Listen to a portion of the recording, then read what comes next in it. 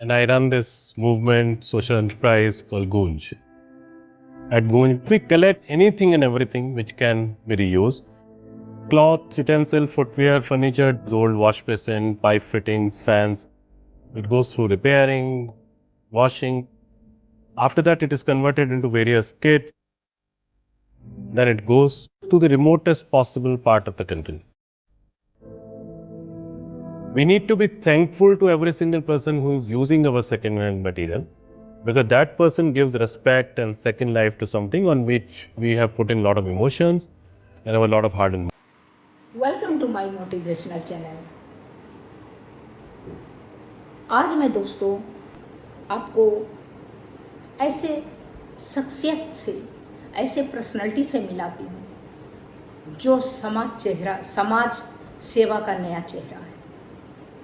दोस्तों, हम अक्सर सोचते हैं कि समाज में बदलाव लाने के लिए बड़ी बड़ी चीज़ों की ज़रूरत है, लेकिन अगर मैं कहूँ कि एक इंसान ही ने सिर्फ कपड़े जैसे साधारण चीज को लेकर पूरे भारत में सम्मान, और जी हाँ, हम बात कर रहे हैं अंशु गुप्ता का, जिन्हें लोग क्लॉथिंग मैन ऑफ इंडिया कहते हैं। तो उनके बारे में जानते हैं कि अंशु गुप्ता आखिर है कौन, जिन्होंने समाज में बदलाव लाने का प्रयास किया है। बड़े बड़े चीज, बड़े बड़े पैसे, बड़े बड़े जगह वो नहीं, दिल बड़ा होना चाहिए, काम करने का जज्बा होना चाहिए समाज में और लोगों के लिए।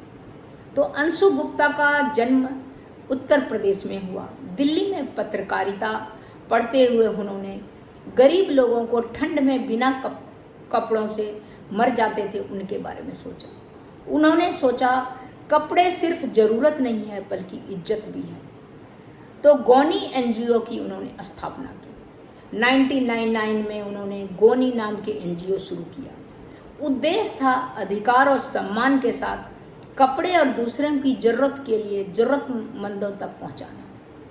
काम करने का उनका तरीका क्या था?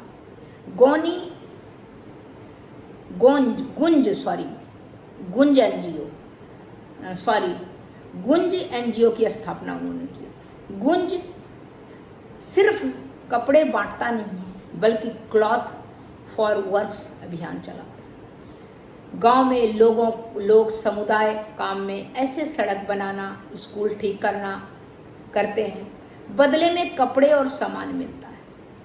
इससे गरीबों को ही मदद मिलती है और आत्मसम्मान भी मिलता है।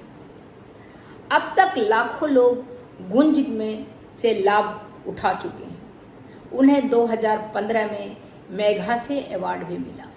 समाज सेवा का एशियाई नोबेल पुरस्कार माना जाता है। तो अंशु गुप्ता जो है, सही बात है कि सर्दियों में आप देखिए ठिठुरते हुए रोड पे बच्चे, बूढ़े, बुजुर्ग जो गांव छोड़ के शहर आ गए हैं, ठिठुर रहे हैं, भूखे हैं, कपड़ा नहीं है तन पे, तो उनको इज्जत और उनको कपड़ा देना बहुत बड़ी बात है। तो वो अंशु गुप्ता ने किया। अंशु गुप्ता ने साबित किया कि छोटी सोच भी बड़े बदलाव ला सकती है। एक आदमी भी क्रांति कर सकता है। एक दिया भी अंधेरा को बुझा सकता है, हटा सकता है। जरूरत है कि दिया को जलाया जाए। तो आपके अंदर जो चिंगारी है उसमें उसका दीप जलाया जाए और समाज को सुधारने का या समाज में किसी काम का हो।